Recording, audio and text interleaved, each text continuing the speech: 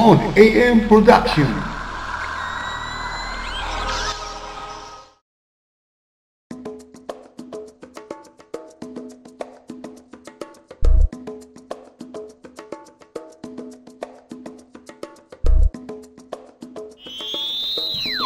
Tanim Kalikasan presents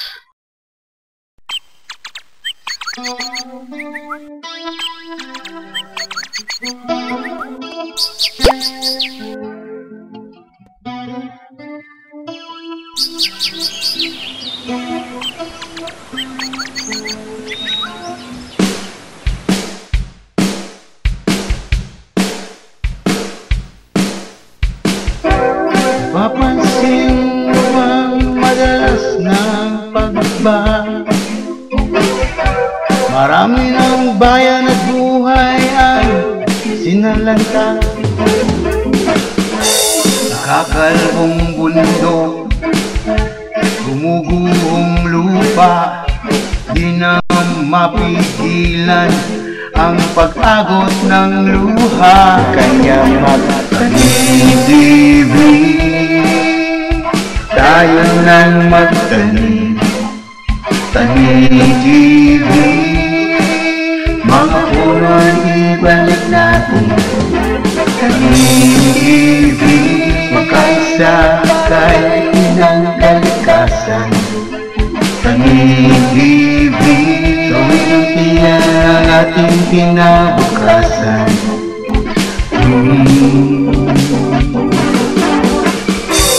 Kaya't kumilos na, imulat ang iyong mga mata. Mga hayop at halaman sa ating di umaasa. Lahat nakasalalay sa ating mga kamay. Pag-ibig, hibat, hala ang magiging gabay. Tanim-ibig, tayo lang magtanim. Tanim-ibig, mga puno'y ibalik natin. Tanim-ibig, magkaisa kahit ng kalikasan. Tanim-ibig, tuwing-tiyan ang ating kinabukasan. Pagtanim ay hindi biro ang mga puno, hindi biro ang mga sakunan, ipagsasawalang tibo. Tayong mga tao, tayo ang pag-asa. Kumilos tayong lahat at magsama-sama. Huwag hayaang mawala ang kaloob ni Bathala. Ang lutiang kinabukasan, huwag hayaang masira. Ito na ang ating handog sa susunod na henerasyon. Ito ang tanging solusyon. Ito na ang pagkakataon. Ngayon na ang panahon.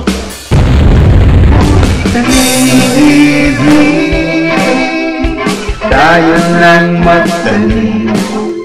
Tanim-ibig, mga puno'y ibalik natin. Tanim-ibig, magkaisa kahit ng kalikasan. Tanim-ibig, tuwing-tiyan ang ating kinabukasan.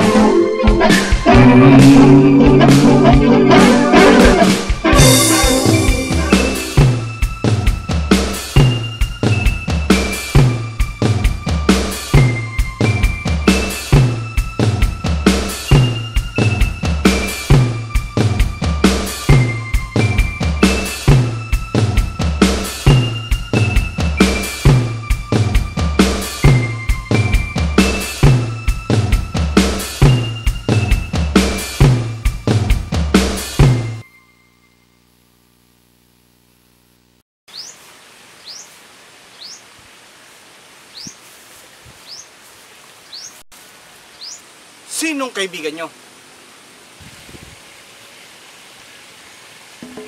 Katulad natin at may iba pang nilalang sa mundo, ang puno at halaman ay may mga mahahalagang pangailangan katulad ng araw, ng lupa, ng tubig at ng hangin. Ang hangin ay may mahalagang mga dinadala para sa kapakinabangan natin at ng mga halaman at puno. Katulad ng argon, carbon dioxide, at oxygen. Ganun din, ang lupa naman, ang siyang nagdadala ng mga nutrients, ng mga pampataba, pampalusog sa mga halaman, sa kanyang mga ugat at nagpapatibay at nagpapayabong nito. At ang atin po namang tubig, ang siya namang nagbibigay ng mga sustansya upang maging malusog ang atin pong mga halaman. Kaya napakaganda at napakahalaga ng papel nito ng apat na sinasabi nating elemento: ang tubig, ang araw, ang lupa at ang hangin.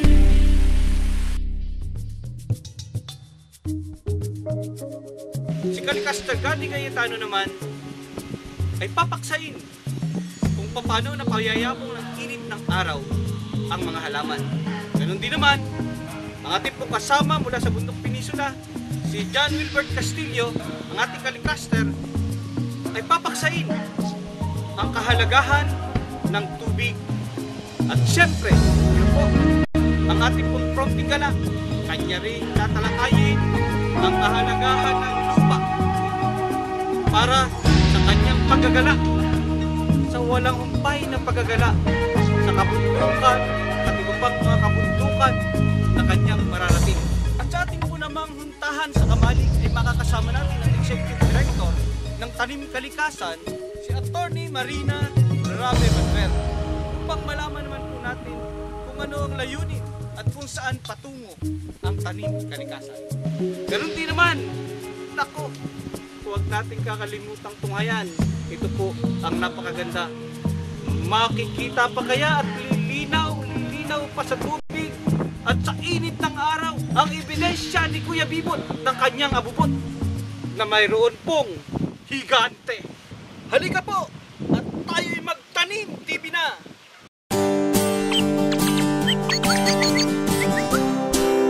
Panahong Calicaster, Gandhi Cayetano.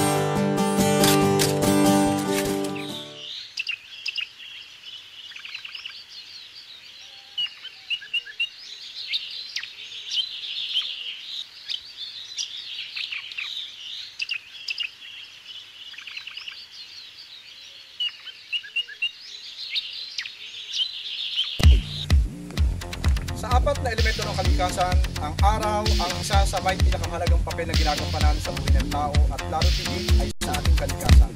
Sa pamamagitan ng sikat ng araw, tayo ay nakakalikha ng mga bulaklak para maging isang bunga kung saan ito ay nagbibigay ng pagkain sa ating mga tao. Ang araw din ang dahilan kung bakit tayo may mayayabang na puno na nagbibigay ng lakas at enerhiya sa mga bagay na nilikha ng Diyos. Ito ang pananim na kape. 27 months simula na ito ay itanim, ito ay magsisimula ng mamunga. At sa kanyang pumumulaklak, kailangan siya ay nasisikatan ng araw para hindi siya maluoy. Mas wag sa mga bayaba, sila ay maluoy. Para po tumatag yung kanyang bulaklak at patuloy maging bumunga, kailangan siya ay nasisikatan ng araw. Yun po ang isa sa mga nagagampaning papel ng araw. Sa mga pagsasanay na ginagawa namin, ang mga magsasakay natutuwa dahil yung kanila mga puno ay may bunga mga dahon. Pero hindi po yung maganda. Kasi po, yung kanyang mga bunga na bago lang lumilitaw ay hindi natutuloy maging bunga kasi po nalulukoy siya sa ating mga taga-Quezon, nalulukoy. Ibig sabihin na ulito sa kanyang paglaki bilang isang bunga kasi po hindi po siya sikat ng araw. Kumbaga yung pagkapit ng bunga doon sa kanyang sanga ay mahina. At sa ginagawa din po namin pagsasanay, kailangan ang puno ng kape o kakao, kailangan yung kanyang sikat ng araw ay tumatagos hanggang sa kanyang sinasabi namin parang sama hanggang maluot na maluot siya para hindi ito pamahaya ng insekto. Sa barangay Sampalong Bukol po, sa Sariaya, Quezon, 2 taon, simula na sila magtanim, meron po tayo na itanim na nagsisimula ng mamunga. At ang iba pong mga tanim ay nagsisimula na rin mamulaklak. Ito po si Gandhi Cayetano, Calicaster Tanim TV. Bonpen Calicaster, John Wilbert Castillo. Isang mahabang biyahe patungo sa bayan ng Macalenon, Quezon. Dumulog po sa amin ang mga naninirahan sa isang barangay sa bayan ng Macalenon patungkol po sa problema nila sa patubig. Kaya po naisipan namin na subukan ang aming eco pump. Ngunit kinakailangan po munang masuring mabuti ang lugar. Dito po kami ngayon sa Macalenon upang pag-aralang mabuti ang lugar kung maaari ba itong malagyan ng eco pump. Dito po tayo ngayon sa isang ilog sa Barangay San Vicente, Macalenon upang kabitan ang ating eco pump. Tara na, hanapin na natin! Ang eco pump ay isang uri ng pamboba ng tubig na hindi na nangangailangan ng kuryente o gasolina. Sapat na ang lakas ng pagbugso ng tubig upang ito ay gumana na hindi nakakasira sa kalikasan.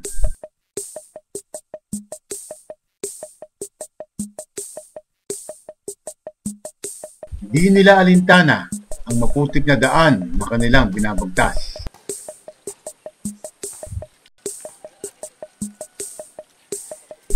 Sinamahan si Jan ng mga konsehal ng barangay upang hanapin ang lugar na maaaring paglagyan ng eco pump. May pinakita sa aming balon na isa sa kanilang pinagkukunan ng tubig. Ngunit hindi sapat ang balong ito upang malagyan ng eco pump, lalo na sa mga taga roon na nag-aalaga ng hayop bilang isa sa kanilang pinagkukunan ng kabuhayan. Pagka po yun ay talagang gagawin yung gamit nakati sa tag-init.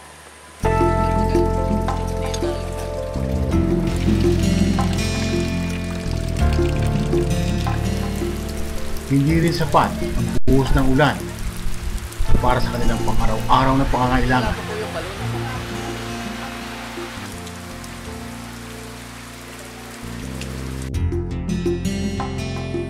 Sa ilang minuto namin paghahanap, simula sa Barangay San Vicente, nakapunta kami sa Barangay Vista Hermosa at aakyat na namin ang ilog na yun para doon naman namin hanapin ang aming hinahanap. Pagtatayuan ang aming eco pump. Tara, samahan niyo ako at hanapin na natin.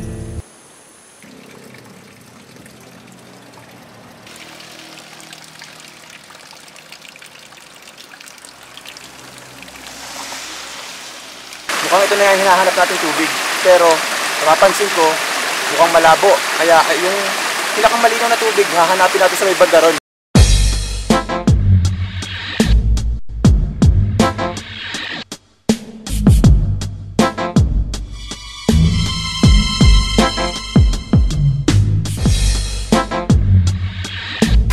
Ito na nga, nahanap na namin posibleng pagkabitan ng ating eco pump. Ito na nga, medyo ginabi na kami. Tingnan namin bukas kung ma-install namin.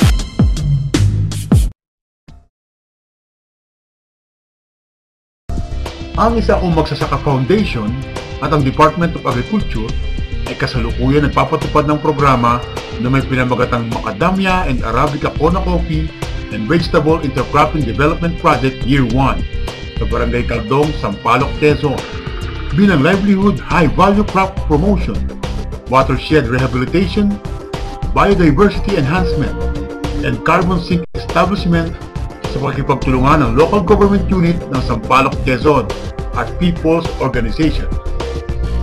Target ng nasabing programa ang makapagtanim ng 4,000 macadamia seedlings sa 15 hektarya mula noong buwan ng Hunyo 2013 hanggang buwan ng Mayo 2014. Ang macadamia ay nakilala sa Hawaii at ito ang sinasabing pinakamahal na nuts sa buong mundo. Masarap na isang cup ito sa tsokolate. Bagamat nakilala sa Hawaii, ito ay nagmula pa sa bansang Australia. Tinatayang makakapagtanim ng 19,000 Arabica Kona seedlings sa nasabing lugar. At habang hinihintay ang pamumunga ng mga macadamia at kapeng Kona, ay tinutulungan din ng isa akong Magsasaka Foundation na makapagtanim ng gulay o cash crops ang mga cooperators. Sa kasalukuyan, nakapamahagi na ng humigit kumulang 2,250 macadamia seedlings at 17 kilo ng seeds na bush beans, 3 kilong squash, 300 kilong gabi, at 0.2 kilong binhi ng talong. tinatayang 46 co-operators ang nakikinabang sa nasabing proyekto. Nakapagsagawa na din ng 5 sharing at consultation sa mismong lugar noong buwan ng Hulyo 2013. Tinatayang humigit kumulang 2,000 pang makadamya at 350 sako ng organic fertilizer ang nagpamamahagi bago sumapit ang buwan ng Mayo.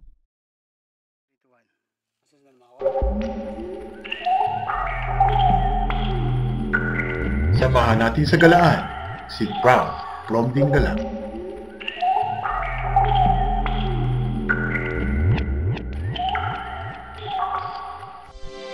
Ang nakaraan.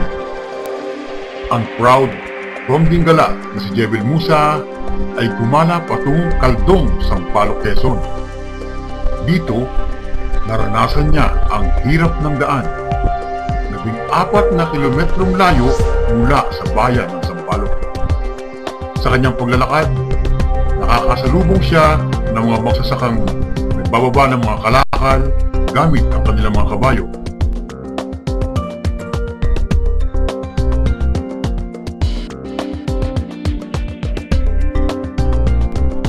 Marami ring sapa ang kanyang tinawid.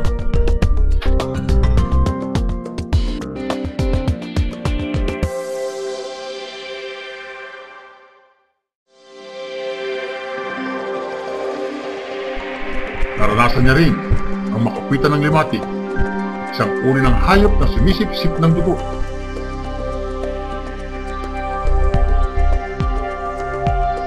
May mga nakakasabay din siyang lalakad na may mga hinaing tungkol sa farm to market road na kanilang matagal nang pinapangarap.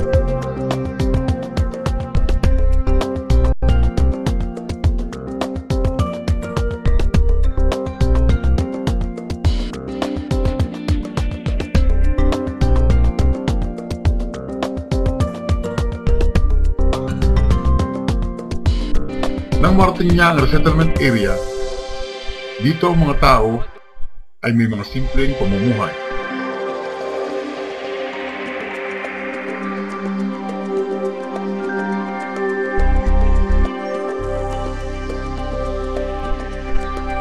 Ang barangay na may pulang lupa.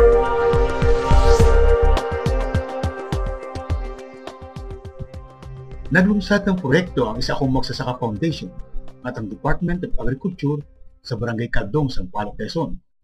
Ito ay ang pagpapatanim ng binhi ng macadamia. Sasama tayo sa paghahatid ng mga binhi ng macadamia sa resettlement area sa Barangay Caldong. Putik ang unang sumalubong sa truck ng tanim kalikasan na maghahatid sana ng mga pananim na macadamia. Dito pa lamang sa Luciana, namamagana ng putik ang daan at hindi kakayanin ng truck ang sumaba sa putikan. Kaya to the rescue ang truck ni Laki na may kadena ang mga gulong. Kayang-kaya nitong suungin ang mababangis na putik ng Caldong. Kaya hindi na kami nagpatumpik-tumpik pa. Nilipat agad namin ang mga binhi ng macadamia sa truck ni Laki. At nagsimula nang umandar ang aming truck. Ano kayang klaseng daan na naghihintay sa amin patungong Caldong?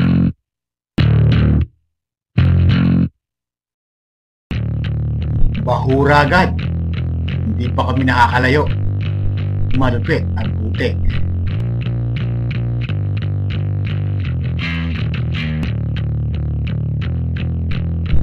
Malalim ang pagkakabahura ng truck, kaya kinakailangan ng puller upang maialis ito.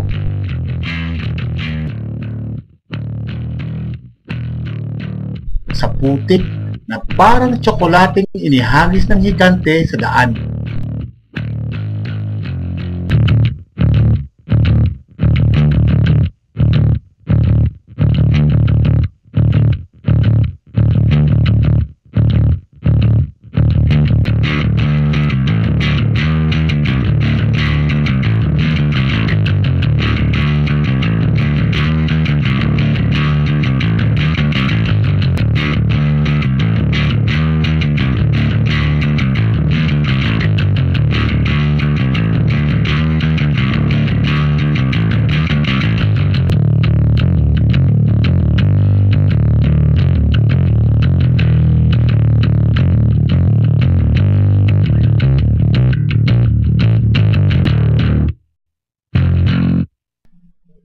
Hay, nakalusot sa unang pagsubok.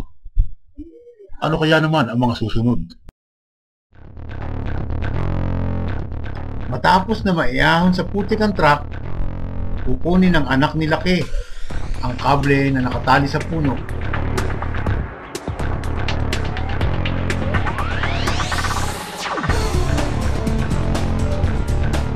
Kakalasin at muling ipupulupot sa bumper ng truck.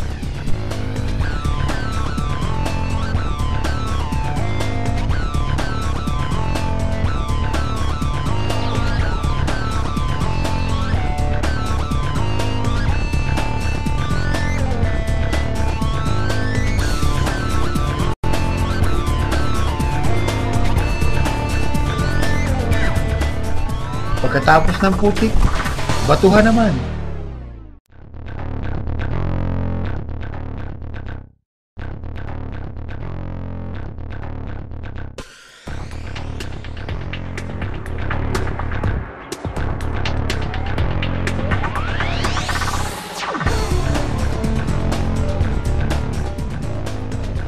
At pagkatapos ng batuhan, putik na malabnaw.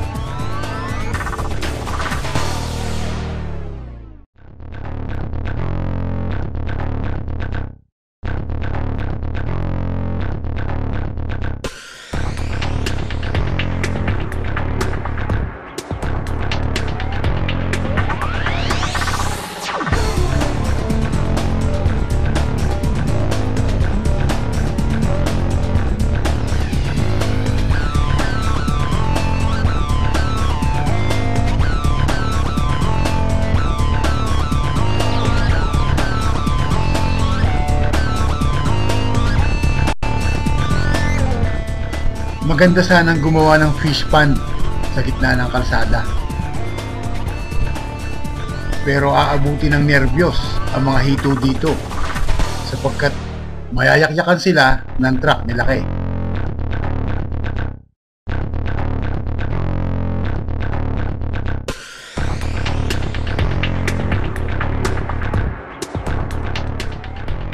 Pati kasama namin, ninenervyos na sapagkat natatakot na baka matumba ang truck sa tindi ng mga balaang ng kalsada.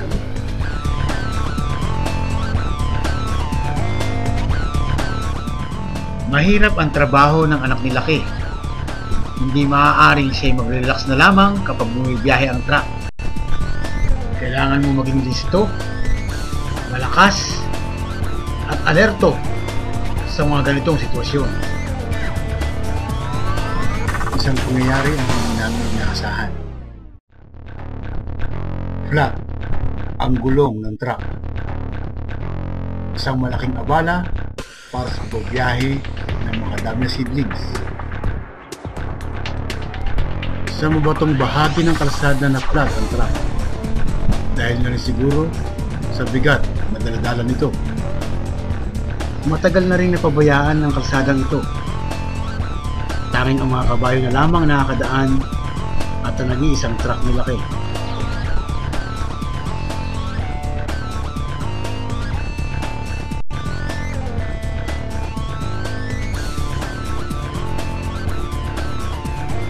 Pagkatapos na maayos ang gulong, tuloy ang biyahe.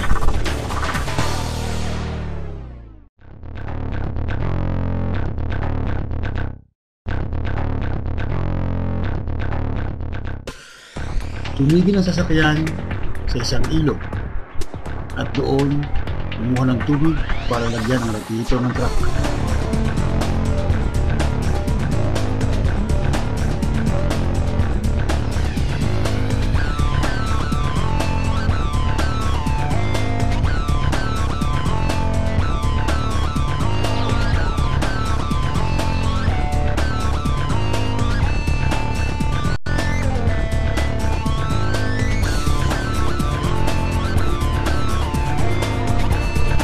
Mahaba-haba na rin ang aming biniyahe. At napansin namin, kulay pula na ang lupa. Ibig sabihin, malapit na kami sa Barangay Caldong.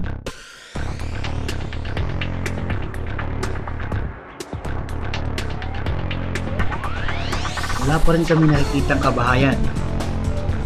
At mahirap palang malayo ang iyong kapitbahay. Ang luto mong ulam, pag dinala mo sa kapitbahay mo, malamig na. Maya-maya pa, nakakita na kami ng isang bahay. Tanda na malapit na kami sa Barangay Caldong. May mga kabahayan na kami nakikita.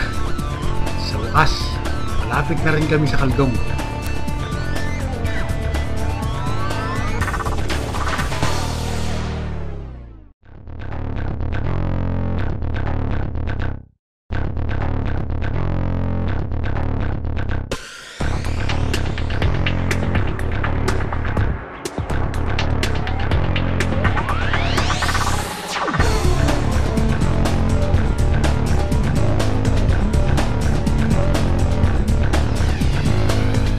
Marami pa rin ang nakatira sa ganitong lugar at pagtatanim ang kanilang pinagbubuhay. Marami pa rin ang nakatira sa ganitong lugar at pagtatanim ang kanilang pinagbubuhay. At sanay na rin silang maglakad ng 3 oras papuntang bayan.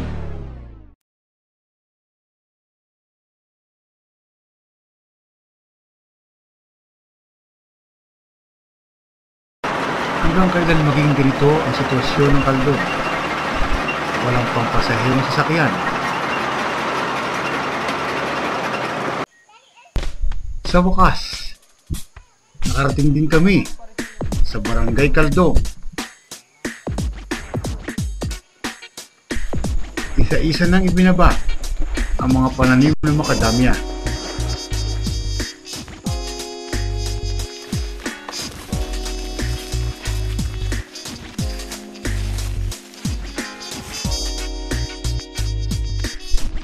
Nawa ang proyektong hatid namin ay mapagbigay ng kaunlaran sa Barangay Caldong.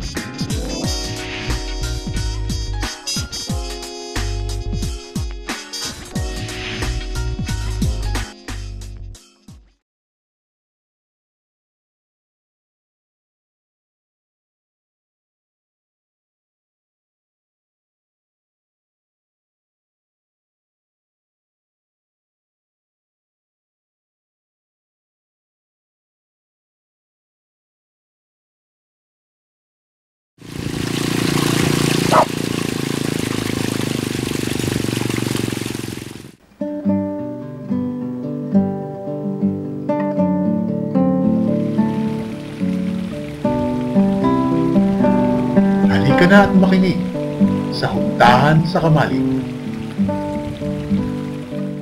Umaga po, nandito na naman po tayong muli sa Huntahan sa Kamalig. Makakasama natin walang iba, ang Executive Director ng Tanim Kalikasan, si Attorney Marina Rabe Manuel. Magandang umaga po. Magandang umaga.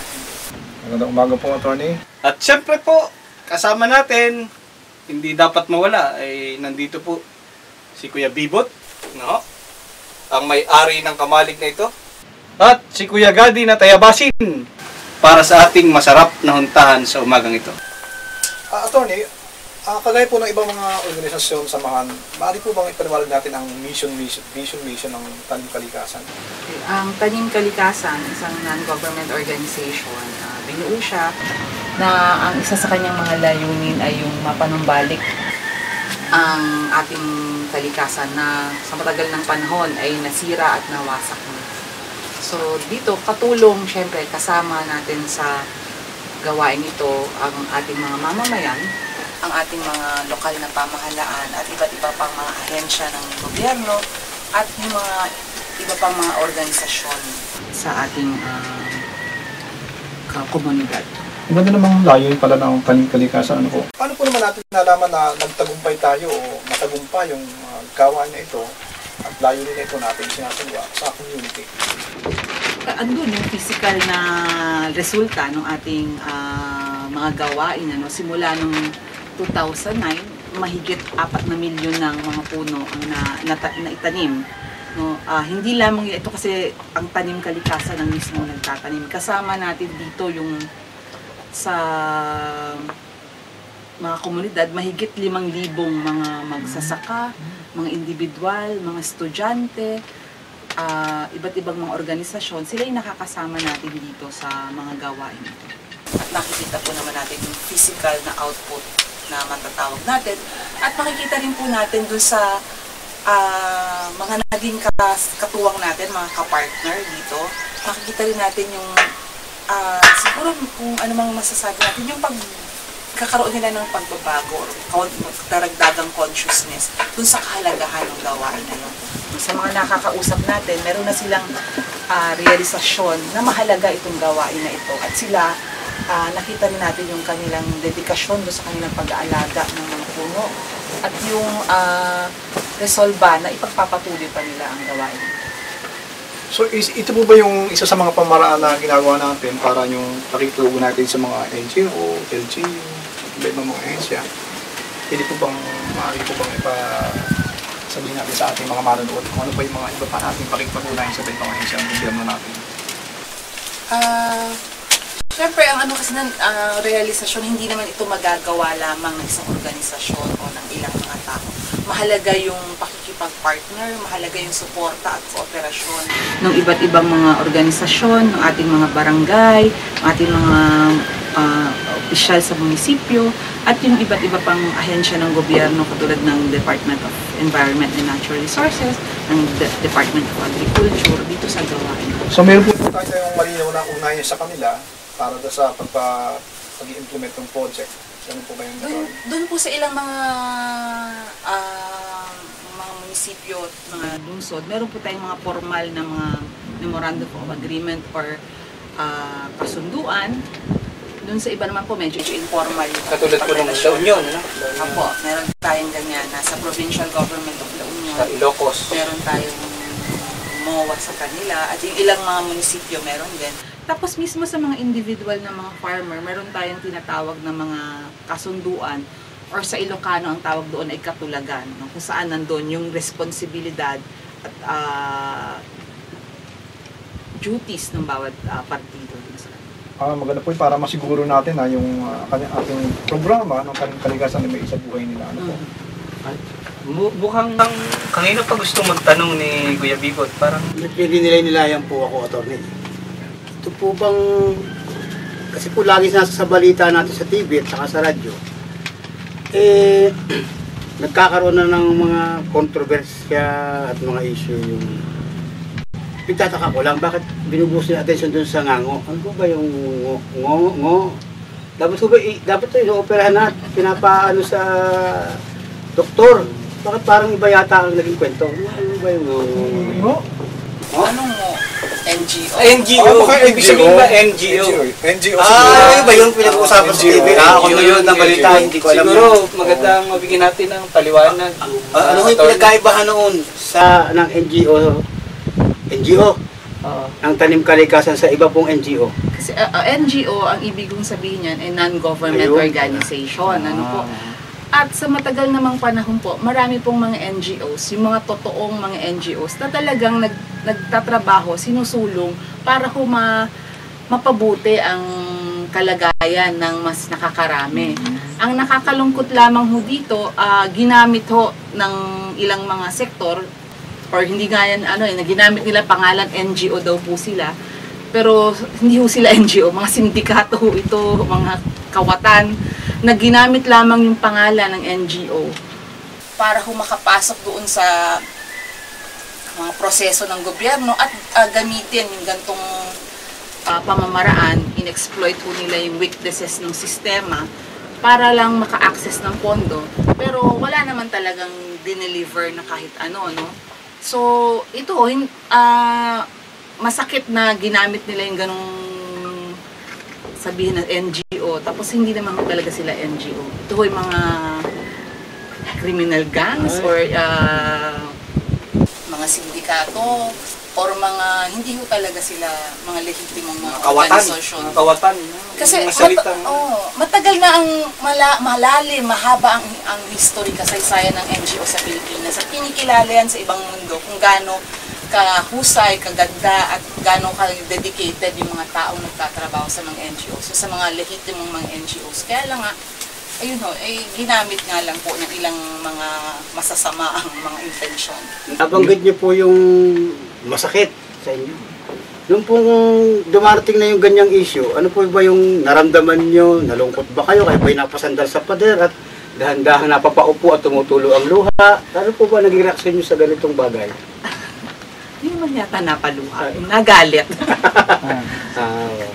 Personally, sa akin, matagal na kasi ako nagtatrabaho sa NGO. So, marami ng taon na ginugol ko sa pagtatrabaho sa NGOs bago pa man ako sumali sa Tanim Kalikasan. So, medyo yun, foul talaga yung ganung gawain. Kasi sa mga nagtrabaho na sa mga NGOs, yung mga development workers, alam nila kung gaano yung hirap, no, ng gawain ng pagtatrabaho sa NGOs, yung pagsasakripisyong gagawin mo. So, para lang doon sa ganun, personally, masakit yon. And then, para sa Tanim Kalikasan, siguro malinaw naman yung naging gawain ng Tanim Kalikasan, kung ano ang na-deliver niya ng mga serbisyo at yung naibahagi po niya na bahagi ng proyekto natin na nagkaroon po ng resultang makikita naman po talaga kung pupuntahan o kung titignan nyo, andun ho talaga yung resulta ng proyekto. Meron pa, Kuya Bibot, tayo na paglilinaw kay Attorney Arnie. Ano nga ba yun? Giging makakalimutin kaya ta pagka nakakainom ng kape. Bawasan mo ang kailangan bawasan ng kape. Ito ko, naghula ako ng kalabaw sa nakawala. Naghanap ako magdamag.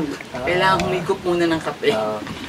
Ngayon, kung wala nang may dagdag si Kuya Bibot, mayroon pa bang sabihin si kasamang Gadi? Kung wala na po, siguro hinga natin ng pananalita kay Attorney Arnie para doon sa mabati yung ating mga tagapanood at tagapakinig at maipaliwanag pa niya ano pa yung mga darating sa dako paroon na tutunguhin mismo ng Tanim Kalikasan. Parang kinabukasan ngayon ng tanim, papunta ng future. Yun. Pangarapin. Hindi yung panaginip mo, ha? Ganun din siguro yung gusto nga nais kong marinig kay Attorney. Kung ano pa yung mga pangarap, project na pwede natin sabihin na maging katuwang natin ang ating komunidad. Kung sakasakali. Kung sakasakali na may mga project pa na ganito. Sa ngayon, syempre pagpapatuloy pa natin yung mga ating nasimulan na mga gawain at mapalawak pa ito sa mas nakakarami pang mga magsasaka at mga miyembro ng komunidad. Tapos siguro sa organisasyon, patuloy pa rin yung paglakas nga at pagkakaroon ng iba pang mga gawain sa iba pang lugar, hindi lamang limitado dito sa Quezon, bagkus sa iba pang mga probinsya kung saan nakikita na may pangangailangan pa rin na magtulong-tulong. Sa Tacloban, sa ibang lugar sa Bisaya, pwede rin baka makita ron ng Tanim Kalikasan. Siguro, sana. Maganda rin po na makatulong din sa lugar na yun. Sa rehabilitation. Sinasabi kasi ngayon, yung kailangan ngang i-rehabilitate din yung mga mangrove areas ng mga lugar. Sana po sa mga susunod na pagkakataon ay doon naman din po tayo makatulong kung saan may pangangailangan. Isipin po sa tabing dagat, pwede yung mangrove? Mangrove po. Bakaw. Akala ko mangrove. Ayan. Sige po. Muli, magandang umaga po sa inyo. At tayo po ay muli ay nagtapos sa ating napaka-ikli pero napaka-sagana, napaka-gandang usapan. At kaya po tayo ay maghihiwalay nila ito ng bitin, ika nga, no? Pero mas may ginaraw yung maghiwalay ng bitin at nasasabik kaysa naman maghiwalay ng magkakalimutan. Pero malinaw lang yung pinaliliwanag ni Attorney Arnie na yung pagpupursigi mismo ng mga NGO ay may malalim na pinanggalingan. Hindi po ito ginawa para gawing sindikato lang o para maging kawatan. At malinaw lang yung mensahe na may mga tao talagang lagi na lang nandyan, no? Parang kontrabida, no? Yung amuyong, yung tawag sa atin. Amuyong, yung tawag sa Bundok Peninsula yan, eh. Pag kontrabida ka. Doon, natin naman nakikita ang lalong tibay at tatag ng mga tunay na samahan, mga NGO, mga kooperatiba, mga people's organization, naniniwalang may magbabago pa, may mangyayari pa, at may pag-asa pa para sa ating bansa. Muli po, magandang umaga. Gising na! Tanim TV na!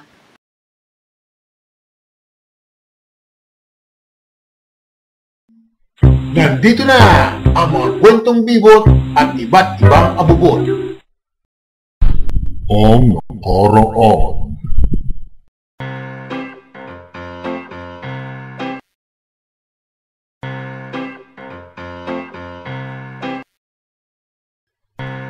Nakita ni Bibot Abubot ang welcome sign ng Lucena City ng isang malaking buko at malaking itak. Itinuring niya itong pag-aari ng isang higanteng magsasaka. May ebidensya ako. Siguradong maniniwala kayo. Nandito yan. Ate, may bumibili ba sa iyo ng kutsara tidor na ito na yari sa kahoy na may haba ng 2 pie? Ay, marami po.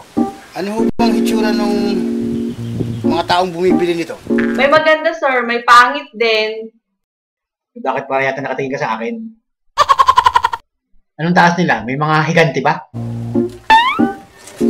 Kung hindi sila higante, Malaki bibig nila. Hindi naman po. Tao rin po pangkaraniwan.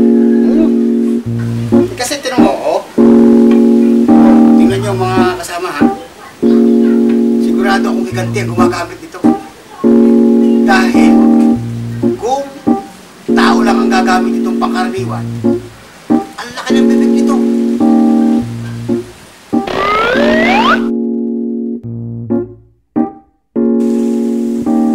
Kita niyo na.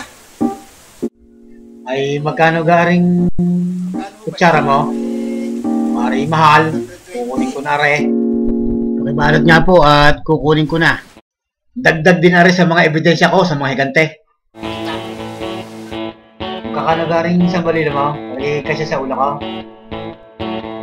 Baka kutuhin ang may-ari na rin ha.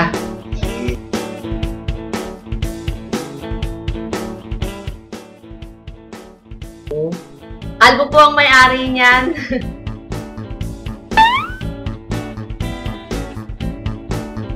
Salamat ha. Ay, yun ha.